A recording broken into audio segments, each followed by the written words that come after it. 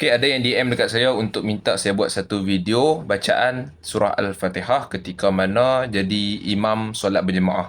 Saya secara peribadi menggunakan pelbagai maqamat ataupun pelbagai lagu lah dalam solat berjemaah sebab bagi saya secara peribadi maqamat ataupun lagu-lagu ini berdasarkan mood kita.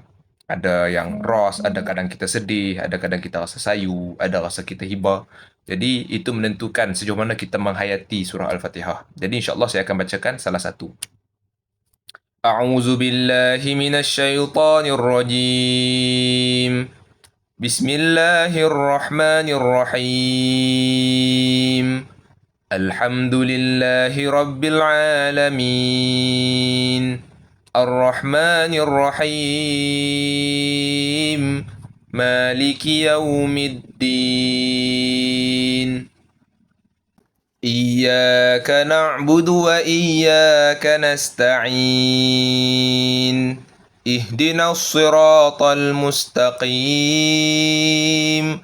صراط الذين أنعمت عليهم غير المغضوب عليهم ولا الضالين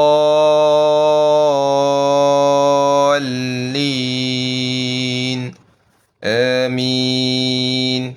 Okey, itu bacaan surah Al-Fatihah yang mungkin bermanfaat untuk sesiapa yang mendengar, dan itu saya gunakan lagu Ros. Lagu Ros ni lagu yang kita selalunya relax dan santai, kita akan bawa lagu Ros. Kalau kita rasa macam ada sayu, itu mungkin lagu-lagu yang lain yang lebih sesuai. Wallahu alam, semoga bermanfaat insya-Allah. Jumpa di next video.